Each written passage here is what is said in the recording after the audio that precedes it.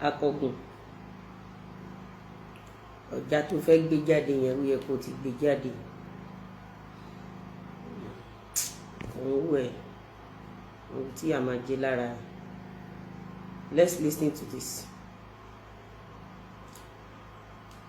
Akọgun ìwọ kọ́ ni mo fẹ́ wá fún bí o. I'm not coming for you in this video. I'm not coming for you. I just want to educate people. But you ẹkùn ẹ síta mo lè need láti fẹ́ fa ẹkùn ẹ ká fi ṣe lókè. Orí pé ràkúnmí onígbáná ó ti tiẹ̀ sẹ́nu free sí. Orí pọ́n ti yọ ọ̀sẹ̀ wọ́n nìkan ló máa kú báyìí. Mo ń gbọ́ Olúwa. I'm listening, my God. Mo ń gbọ́.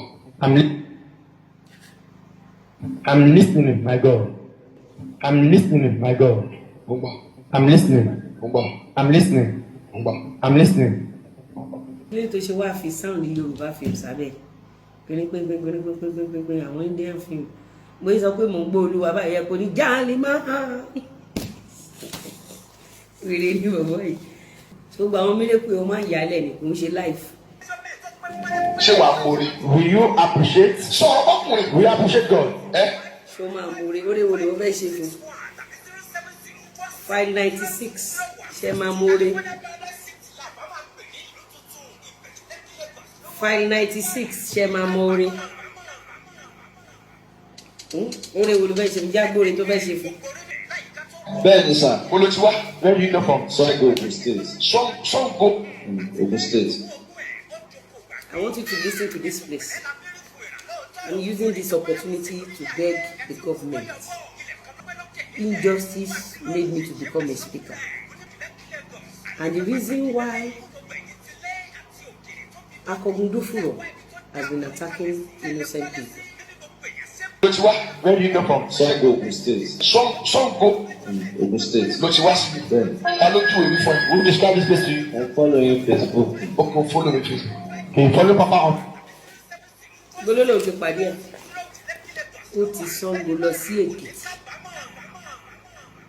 látàrí irọ́ burúkú irọ́ bàǹtàbàǹtà àti vision èké ti Akọgun ẹ̀yin ìjọ Kristẹni kí la fẹ́ ṣe láti ran ìjọba lọ́wọ́. Gbólóhùn ti pàdé ẹ̀ Facebook ṣe rí orúkọ Lizzy Anjorin tó ń dá ó ṣe ń pariwo Pella tó ń pariwo Pasuma ṣe ti rí àwọn múgu àwọn arìndìn àwọn awáyé má ṣe rere ọ̀pọ̀lọpọ̀ wọn ti gé orí wọn ọ̀pọ̀lọpọ̀ wọn ti wó ẹ̀mí wọn ṣe rí ìdí tí mo ṣe máa ń sọ fún yín pé a ní ìdí kí ìjọba ṣe àgbékalẹ̀ ètò ìdánilẹ́kọ̀ọ́ lórí social media láti Ṣàngó sí Èkìtì kò lọ nítorí pé ó fẹ́ wáṣẹ́ lọ ó lọ nítorí pé ó ń lísìn sí vision èké. Ẹ jẹ́ ká gbọ́ nǹkan tí kẹ́lẹ́ bá wọn pé Akọgun yóò ní nǹkan lọ́pọlọ rárá. Akọgun Ìyábọ̀ Ràkúnmí ní Ghana kẹ́lẹ́ bá wọn pé wọn ò ní nǹkan kan lọ́pọlọ ẹ máa gbọ́. Ìgbọ́lólò ẹ ti rí rísìn lóye ń pariwo Pàṣọ ẹ mọ̀ pé bóyá ń pariwo Pàṣọ yẹn àwọn fáǹsì Pàṣọ míì wọn á fẹ́ wà lọ àwọn tí ò lọ́pọlọ nínú wọn ni o torí ogun tó bá ń jà ẹ́ tó kúrò lẹ́kọ̀ọ́ tó lọ sí Èkìtì lọ́dọ̀ wòlíì elébi ó ń pariwo Lizzy tó ó fẹ́ mú lára àwọn fáǹsì Lizzy tó gọ̀ á pe Pella ó ti rí pé yẹn náà lérò lẹ́yìn lórí TikTok ṣe rí pé 419 lákòókò náà ẹ jẹ́ ká gbọ́ ìdí tí arákùnrin tó fi gbéra láti Ṣàngó tó ṣe lọ sí ọ̀dọ̀ wòlíì èké ní Èkìtì ní Akọgun èké ibi tí mo lọ rí tí mo fẹ́ dá ọ̀pọ̀lọpọ̀ yín mo fẹ́ dá yín lọ́lá kan lálẹ́. Facebook. Ọ̀rẹ́ ò ní. Your own case is not hard. Ìwọ ló kó rẹ̀ sí wàhálà. You are the one that put yourself in trouble. Ìwọ ló kó rẹ̀ sí wàhálà. You are the one that put yourself in trouble. So dẹ̀ ní parọ́. Hope you are not going to lie. Ẹ máa gbọ́ ìdí téèyàn ṣe kúrò ní Ṣàngó ló ṣe wá wòlíì ìbẹ́bò lọ sí Èkìtì ẹ máa gbọ́. Ṣé o lè parọ́? Hope you will not lie. Mo máa sọ solution fún ẹ báyìí. I will tell you your solution now. Tó o bá ti parọ́. If you did not lie, O tó lọ kọwọ́ bọ̀. what you go and dip your hand into Ló tún jẹ́ kí ọ̀rọ̀ rẹ yìí. n tó lọ kọwọ́ bọ̀ ló ti jẹ́ kí ọ̀nà ilé. Ṣé fún wa náà ní bọ̀bọ̀ yìí? Ṣé o lè ní? Àbí Ọlọ́run kọ́ọ̀tì ni? Àbí wòlíì Ọlọ́run ni? Ohun tó lọ kọwọ́ bọ̀. Ohun tó bá lísìn sí fíìmù tó ń yà yìí.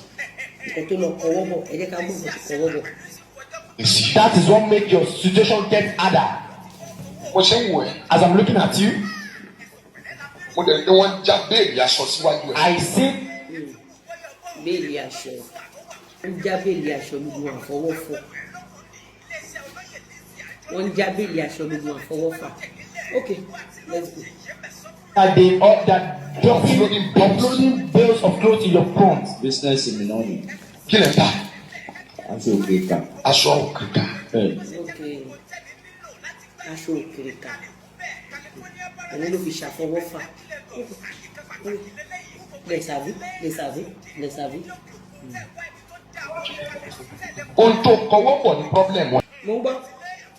Problem you are facing. Wọ́n tẹ̀ kọwọ́ bọ̀ kiri. They deceive you to dip your hand into Wọ́n ní it. orò ilé ni kò wá lọ ṣe. They said it's a fact. Orò ilé ni kéèyàn máa tò kìrìkà. Akọ̀bí, did you listen to yourself? Ṣé vision tó lóorí náà lélẹ̀? Orò ilé ni òkìrìkà. Ìjọ́ wo ni òkìrìkà títà di orò ilé? Bọ̀bọ́ tó ń sọ̀rọ̀ yìí Yorùbá ni. Ìran Ìgbò ló ń ta òkìrìkà. Ágì ló máa fi rí Yorùbá ọkùnrin tó ń ta òkìrìkà. More else àwọn obìnrin Yorùbá kan ló ń ta òkìrìkà. But Igbo, statistically, Igbo ló ń ta òkìrìkà. Nǹkan tó tọwọ́ mo rò pé ó pààyàn ni, mo rò pé ó gé orí èèyàn. Orò ilé ni pé kéèyàn ta òkìrìkà.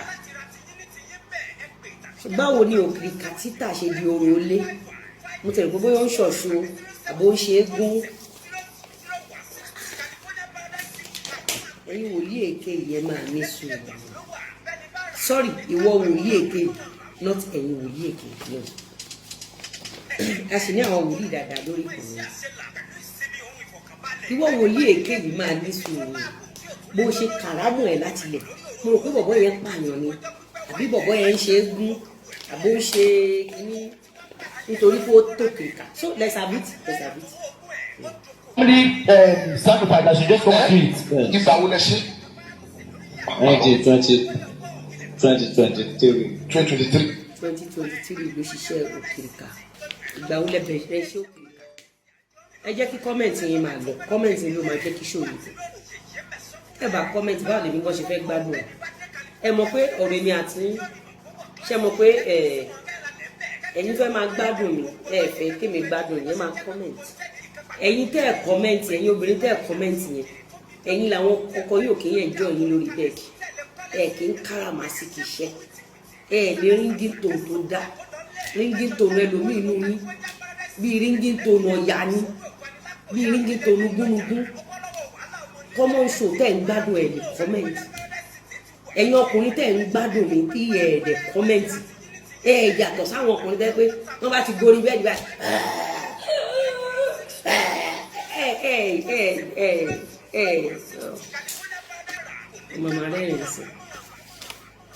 mama rẹ́rìn sí orí wọn ti rẹ́rìn.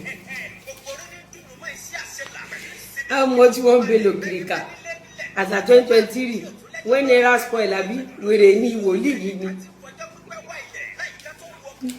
Àríkẹ́ àdè ibi 8 gbogbo ẹ̀yin ọkùnrin tó jẹ́ pé jíjẹ ẹ̀kọ́ mẹ́tì. So ogun àfọwọ́fà ní iṣẹ́ béèlì aṣọ. Àtìgbà tó ti wá ṣe ń kọ́. Since when you have done it, Òun ló kó mi sí gbogbo wàhálà. Má sùn. That is what put him in all this trouble. Ó bẹ̀rẹ̀ iṣẹ́ òkìrìkà ní 2023 2 years after olóko ẹ̀ sí wàhálà iṣẹ́ àfọwọ́fà irú wàhálà wo ni iṣẹ́ òkìrìkà kó ẹ sí jàre ẹja gbọ́ kò ní yẹ wọ́n tó kọrin yẹn kò ní yẹ ó ní ṣe oríire ìwọ́n tó kọrin yẹn iṣẹ́ òkìrìkà ní 2023 ẹni tó ń já béèlì ó wá kéré inú ayé àbólórí burúkú eléyìí gbádùn kó máa lọ lé babaláwo kiri ibẹ̀ náà ti tàn wọ́n ti rè gba gbogbo owó ẹ̀tọ́ kò ní yẹ bó ṣe kọrin yẹn èèyàn ń ta òkìrìkà Nigeria of today ẹni tó lè já béèlì òkìrìkà ó lò sí bí pásítọ̀ ẹ̀ olórí burúkú akọgbọrọ òkú tó òkìrìkà gbogbo àwọn ilé ńláńlá tó wà lábúlé Ẹ̀gbá tó wà ní gbogbo súpà àwọn ọmọ tó ń tó òkìrìkà ló kọ can you imagine kò ní dáa fún wọn tó lọ fi orin sí àárín ìkíní yẹn òun máa dá ìwọ ọ̀lẹ olórí burúkú tó lóun tó kìrìkà yìí ẹgbẹ́ tòótọ́ ló ń tó kìrìkà ní 2023 that is 2 years after because 2 years la máa kà fún 2024 àbí ṣé 2023 kọ́ ni 2024 2025 2026 bí 3 years ló wá ń sun kórípò kò lè dá fẹ́lẹ̀ mọ́ ó bẹ̀rẹ̀ iṣẹ́ within 2 years 3 years kò sógun kan tó ń jà ẹ́ olórí burúkú gbogbo tó yẹ kó o fi ṣe turnover o ti fi lọlé adáhùn ṣe tán àwọn adáhùn ṣe gidi rẹwà àmọ́ àwọn olórí burúkú bí akọgbìn ló pọ̀ jù kò sí business tó lè máa ṣe láyé ìwọ tó o lè travel látòdìdí Ṣàngó lọ sékìtì tó bá sọ fún mi pé o ti lọ sí Sambisa forest lórí ọ̀rọ̀ ògùn kan ṣe ẹ́ mi ò lè dá òtún ẹ̀ gbogbo nǹkan láyé níwọ̀ntúnwọ̀nsì ni bí àwọn ọ̀lẹ ṣe máa náwó kọ́ bẹ́ẹ̀ ni ẹni tó mọṣẹ́ ṣe máa náwó bí àwọn alápá má ṣiṣẹ́ ṣe máa náwó bẹ́ẹ̀ kọ́ ni àwọn ọ̀lẹ ẹ̀dá ṣe máa náwó. Imagine hours days weeks tó fi travel láti Ṣàngó lọ sékìtì lọ́dọ̀ wòlíì 419 tó bá fi the same hours tó fi gbé òkìrìkà ẹsẹ̀ títí tó bẹ̀ sí nílùú agolé lórí ṣó ò ní ta ò ní ta ẹ wo wèrè ẹ wo lòṣì ó dá orin kí ló kọ yẹn so nǹkan tó ń sọ ń sìn ní pé kò dá kéèyàn ṣiṣẹ́ ẹja kí ló forin sí fún iṣẹ́ tí Ìgbò ṣe tó fi kọ́ gbogbo abúlé Ẹ̀gbá mọ́ Yorùbá lójú òun ló di màá dáwọ́lé lọ́dọ̀ tìní ẹ̀yin olè ọ̀lẹ ẹ̀yin alápá má ṣiṣẹ́ olóṣì ọmọ ọ̀run kẹràn iṣẹ́ tọmọ Ìgbò ṣe gbogbo súpà ilé epo ọjà wọ́n rawọ́ yànà pàjá wọ́n gbẹ́nu lóṣòdì wọ́n rawọ́ Mùṣín wọ́n yà padà sóṣòdì wọ́n wọnú trade fair lọ wọ́n lọ sálábà ìran Ìgbò gbogbo wọn tó ń ta electronics lẹ́nu iṣẹ́ òkìrìkà yẹn ló fi bẹ̀rẹ̀ iṣẹ́ òkìrìkà ìṣòro tẹ́ ẹ ní ẹ lè take risk tẹ́ ẹ bá ń ṣiṣẹ́ ọkàn yóò kì í sí nídìí iṣẹ́ yín ìdí iṣẹ́ oníṣẹ́ lọ́kàn yín máa ń wà àtúbọ̀tán ẹ̀ ló kọlù ẹ̀ yìí ìwọ tó ń jábẹ́lì òkìrìkà ní 2-3 years ago ó wá lọ sọ́dọ̀ olórí burúkú olè ọ̀lẹ wá ṣe o máa dáwọ́lé tí máa dánwó ṣé kò síjọba tó lè fi okùn lọ ààrẹ kọ́ di okùn mọ́ akọgun àtàwọn aráalé ẹ̀ àtàwọn olórí burúkú tó ń kọrin ẹ̀kọ́ rẹ́rìn ní ọ̀rọ̀ gidi ni mò ń sọ èmi ò ń ṣe olórí burúkú bí àwọn Ìyábọ̀ Òjó oníṣòwò ní mi I'm a business tycoon èmi ò ń ṣàwọn tẹ́ ẹ máa ẹ̀yin tí ò dáa fún tẹ́ ẹ máa sọ pé kò dáa fẹ́ni tó lówó ẹ̀yin tẹ́ ẹ lọ́kọ ẹ máa pẹni tó wà ní ọkọ lómèlò ẹ̀yin gúfọ̀ olórí burúkú tẹ́ ẹ kóra yín jọ tẹ́ ẹ ṣoríire ẹ máa sọ pé ẹ fẹ́ bá bílíọ̀nì àṣì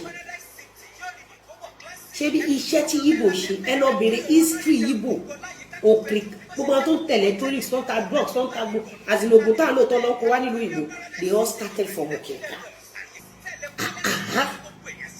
ta ló gègé fún Yorùbá báyìí ta ló ṣépè fún Yorùbá ibà wo ni Yorùbá ti dé junction ká dé yìí. tó ẹ̀yin èèyàn wa ẹ̀ mà ti gbọ́ àwọn ọ̀rọ̀ yìí tí Lizzy Anjorin tí ó sọ nípa Akọ̀gun àti ìjọ rẹ̀ àti arákùnrin yìí tó lọ sí ọ̀dọ̀ Akọ̀gun láti Òrìdì Ṣàngó. Ẹ̀yin èèyàn ti gbọ́ bí Lizzy Anjorin ṣe sọ̀rọ̀ sí arákùnrin yìí àti Akọ̀gun nínú fídíò yìí tí ẹ ṣẹ̀ wò tán yìí. Someone started Okirika and left Sango Ota to Ekiti. Ẹgbẹ́ ṣó yẹ kí Akọ̀gun rí vision fún ẹ̀dá bẹ́ẹ̀. Ẹni tó lè ní zeal láti kúrò ní Sango tó lọ sí Ekiti nítorí pásítọ̀ fèkì tó ti ń pe Paso ó ti ń pe Lizzy tẹ́ ẹ bá gbé dọ́dọ̀ Dangote kò lè ṣe oríire.